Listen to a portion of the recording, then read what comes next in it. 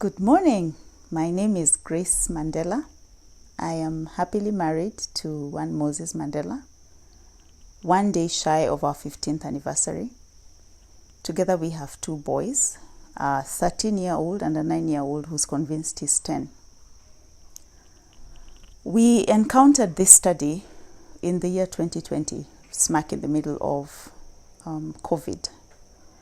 And as he rightly said, I dragged him into it. Actually, I wasn't sure he was going to take on, but he ended up being more engaged than I was. And I can say that it was the turning point for many things in our lives. One of the things that we had experienced by the time we were getting to 2020 is that I think we had gone through so many seasons in life. And we were more or less in a state of being jaded, seeking clarity on how to go forward. So Zindua was not just God sent, it was heaven ordained. It was difficult to confront certain truths about ourselves, especially when we encountered the study and the focus on the windows that were closing, and they were fast closing for us. We had to take a step back and ask ourselves a lot of questions, very many hard, honest questions, that eventually shaped how we decided to live life onwards. It was sobering to realize that life is not lived so much so on your terms, but it's lived on principle. And one of the principles that I took out was the principle of seasons. In Genesis, the Bible says that as long as the earth remains, seed time and harvest will remain. And having come through certain seasons in life, I think I was seeking God for a turn in our seasons. By the time we were getting in, we had been in ministry for a couple of years. So it's not that we didn't already have clarity of what God wanted to do in our lives in ministry. It was more, how do we do life? How do we move from here? How do we make it? How do we go into the next phase better prepared? So when we had to look back at how did we get here, how has it impacted how we are doing life, and how do we prepare onwards? Those honest conversations were sobering enough to make us make very drastic changes in how we would go ahead. So looking back, one of my most difficult reflections was, how did my parents affect who I was, and how do I want that to carry on to my future? I had to look back at my teens. I had to look back at my young adulthood, where as much as everybody else was happy-go-lucky, I was taking myself more seriously than I was taking, or any average 25-year-old would take themselves. So there are certain experiences that I didn't give myself permission to have, and they were now coming full on, and I needed to have that experience or reconcile with the fact that I was never going to have them. So I had moments where I had to agree with myself that there are certain things, there are windows that have closed and I can go back. Would I have done it better? Yes, I would. I would have lived.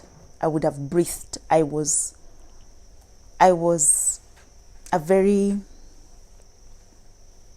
uptight. I was just serious for no reason. And realizing that, first of all, it was okay to be not okay, and be okay with that was quite liberating. And then acknowledging that where I am is a build-up of all these experiences, but how do I want to move forward? How do I want to do marriage? How do I want to do parenting? How do I want to prepare my children so that when they get to where I was in 2020, they're not looking back and feeling overwhelmed, by the magnitude of their story or by the magnitude of lost opportunities, but looking back with a more grateful heart and thanking God for every opportunity that they explored. So we did something that was very unconventional, and we allowed our children to choose a hairstyle smack in the middle of COVID. And I can tell you, my parents, who lived by the Bible Belt movement, did not take it very kindly. But I was looking back at the lessons I had taken out of this study, and I needed them to not have the kind of battles I was having of what opportunities am I grieving over and what opportunities am I trying to reach, am I playing catch up on. I then had to interrogate, how do I show up as a wife? How do I show up as a mother? Am I present in the moment? Am I trying to reach the future? As my husband was saying, you're chasing a future until you forget to live in the present. How is that affecting my now? And that's when I realized, for me, purpose, which was really a burdensome word, my purpose was to be who I need to be at any given moment and to live my best at that given moment. Because the truth is, the thought of tomorrow was too burdensome for me.